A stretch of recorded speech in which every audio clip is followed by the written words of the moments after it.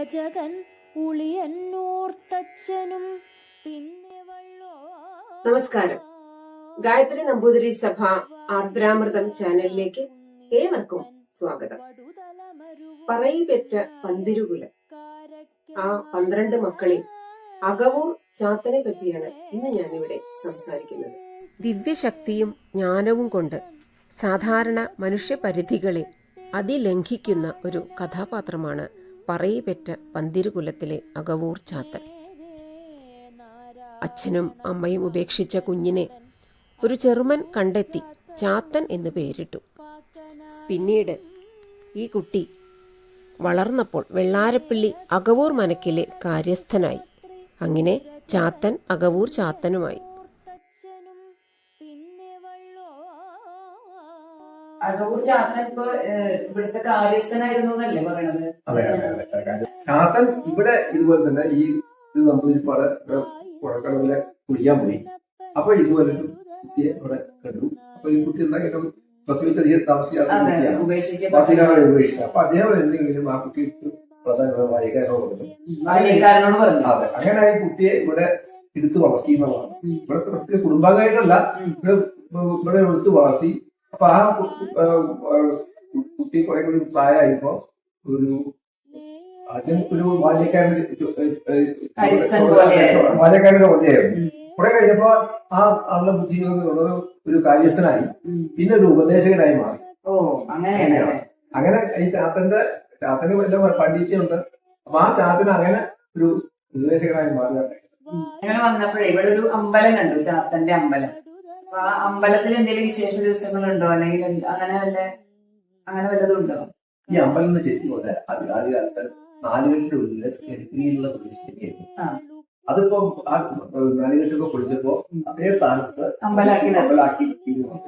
അതില് ചാത്തന്റെ പ്രതിഷ്ഠ പ്രധാന മൂർത്തിയാണ്.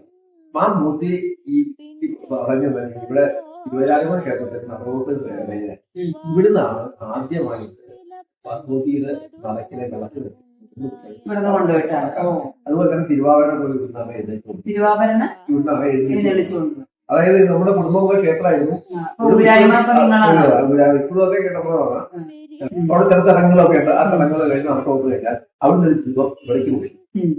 ഇവിടെ കൊണ്ടുവന്ന് ഇവിടെ നാലുകെട്ടിൽ അവിടെ കൈകൊട്ടി കളി ഒക്കെ ഉണ്ട്. അപ്പൊ ദേവിയുടെ സാന്നിധ്യം അപ്പോൾ ഉണ്ടാവുന്നതാണ്. ഇവിടെ കൈകൊട്ടി കളി ഉണ്ടാവും.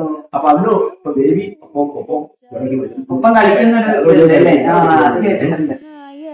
കാരക്കൽ മാതാ ചെമ്മേ കേളുപ്പുകൂറ്റൻ പെരിയ തിരുവരങ്കത്തെഴും പാണനാരും നേരെ നാരായണ ഭ്രാന്തനുമുടൻ അകവൂർ ചാത്തനും പാക്കനാരും മേഴത്തോളഗ്നിഹോത്രി രജകൻ ഉളിയന്നൂർത്തച്ഛനും പിന്നെ ചാത്തന്റെ ജ്ഞാനവൈശിഷ്ട്യത്തെപ്പറ്റി അനേകം കഥകൾ ഉണ്ടെങ്കിലും സാന്ദർഭികമായി ചില കഥകൾ ഇവിടെ അവതരിപ്പിക്കട്ടെ. അകവൂർ മനക്കിലെ അച്ഛൻ നമ്പൂതിരിപ്പാട് തന്റെ പാപങ്ങൾക്ക് പ്രായശ്ചിത്തം ചെയ്യുന്നതിനായി വിവിധ പുണ്യതീർത്ഥങ്ങളിൽ സ്നാനം ചെയ്യാൻ പുറപ്പെട്ടു. അദ്ദേഹത്തോടൊപ്പം വിശ്വസ്തനായ ചാത്തനും ഉണ്ടായിരുന്നു. യാത്രയിലുടനീളം നമ്പൂതിരി ഓരോ തീർത്ഥത്തിലും സ്നാനം ചെയ്യുമ്പോൾ ചാത്തൻ തന്റെ കൈവശമുണ്ടായിരുന്ന ഒരു ചുരയ്ക്ക അതേ തീർത്ഥജലത്തിൽ മുക്കിയെടുത്ത് സൂക്ഷിച്ചു. തീർത്ഥയാത്ര കഴിഞ്ഞ് ഇരുവരും മനയിലെത്തി. പാപപരിഹാരം നേടിയെന്ന ആത്മവിശ്വാസത്തിലായിരുന്നു നമ്പൂതിരി. ഒരു ദിവസം ആ നമ്പൂതിരിക്ക് ചാത്തൻ ഒരു ചുരയ്ക്ക ഉപയോഗിച്ച് കറി ഉണ്ടാക്കി കൊടുത്തു. കറി രുചിച്ച നമ്പൂതിരി അത് കയ്പുള്ളതാണെന്ന് പറഞ്ഞു. അപ്പോൾ ചാത്തൻ വിനയത്തോടെ പറഞ്ഞു, തിരുമേനി സ്നാനം ചെയ്ത എല്ലാ പുണ്യതീർത്ഥങ്ങളിലും ഞാൻ ഈ ചുരക്കയും മുക്കിയിരുന്നു. ഇത്രയും തീർത്ഥങ്ങളുടെ സ്പർശം കിട്ടിയിട്ടും ഇതിന്റെ കയ്പ് മാറിയിട്ടില്ല. അതുപോലെ വെറും തീർത്ഥസ്നാനം കൊണ്ട് മാത്രം മനസ്സിലെ പാപങ്ങളും ദോഷങ്ങളും ഇല്ലാതാകില്ല.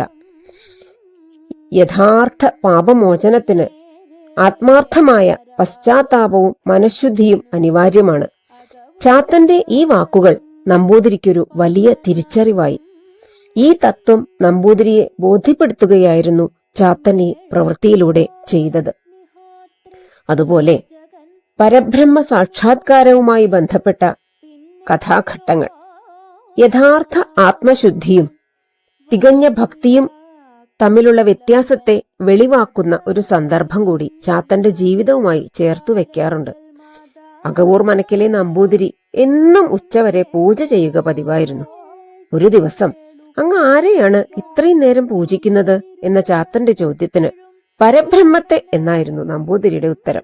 പരബ്രഹ്മത്തെ കണ്ടാൽ ഏതുപോലിരിക്കും എന്ന ചാത്തന്റെ ചോദ്യത്തിന് നമ്മുടെ തൊഴുത്തിലെ മാടൻ പോത്തിനെ പോലെ എന്നായിരുന്നു പരിഹാസപൂർവമായ നമ്പൂതിരിയുടെ ഉത്തരം. ഇതു കേട്ട് ചാത്തൻ മാടൻ പോത്തിന്റെ രൂപത്തിൽ പരബ്രഹ്മത്തെ ധ്യാനിച്ച് പ്രത്യക്ഷപ്പെടുത്തി. ഒരിക്കൽ തെക്കുദേശത്തു നിന്നുള്ള യാത്രയിൽ നമ്പൂതിരിയോടൊപ്പം ചാത്തനും പുറപ്പെട്ടു. മാടൻ പോത്തിന്റെ രൂപത്തിലുള്ള പരബ്രഹ്മത്തെ കൊണ്ട് തന്റെ ഭാണ്ഡവും ചുമപ്പിച്ചുകൊണ്ടായിരുന്നു ചാത്തന്റെ യാത്ര. മറ്റാർക്കും പരബ്രഹ്മത്തെ കാണാൻ കഴിയുകയില്ല എന്ന് ചാത്തൻ അറിയില്ലായിരുന്നു. യാത്ര ചെയ്ത് ഓച്ചിറ പടനിലത്തിലെ ഒരു ചെറുവാതിലിലൂടെ കടന്നു പോകുമ്പോൾ മാടൻ പോത്തിന്റെ കൊമ്പ് ചെറിയ വാതിലിൽ ഉടക്കി ചാത്തൻ തിരിഞ്ഞു നിന്ന് തല ചെരിച്ച് കടന്നു പോരൂ എന്ന് പറഞ്ഞപ്പോൾ ആരോടാണ് ചാത്തൻ സംസാരിക്കുന്നത് എന്ന് അത്ഭുതപ്പെട്ട നമ്പൂതിരിയോട് പരബ്രഹ്മത്തിനോട് എന്നായി ചാത്തൻ. തനിക്ക് കാണുന്നില്ലല്ലോ എന്ന് നമ്പൂതിരി പറഞ്ഞപ്പോൾ തന്നെ തൊട്ടുകൊണ്ടു നോക്കൂ എന്ന് ചാത്തൻ നിർദ്ദേശിച്ചു. അപ്പോൾ പരബ്രഹ്മത്തെ മാടൻ പോത്തിന്റെ രൂപത്തിൽ നമ്പൂതിരിക്ക് ദർശിക്കാനായി. ആ നിമിഷം പരബ്രഹ്മം അപ്രത്യക്ഷനായി.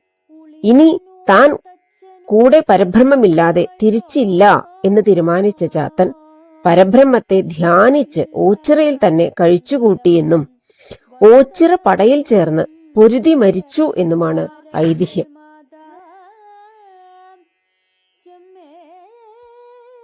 അകവൂർ ചാത്തനെ കുറിച്ചുള്ള വിവരണം ഇവിടെ പൂർണ്ണമാവുന്നു. മറ്റൊരു സവിശേഷ വ്യക്തിത്വത്തിന്റെ കഥയുമായി വീണ്ടും കാണാം. കാത്തിരിക്കുക. നന്ദി, നമസ്കാരം. നായർ കാരക്കൽ മാതാ ചെമ്മേ കേളുപ്പുകൂറ്റൻ പെരിയ തിരുവരങ്കത്തെഴും പാണനാരും നേരെ നാരായണ ഭ്രാന്തനുമുടൻ അകവൂർ ചാത്തനും പാക്കനാരും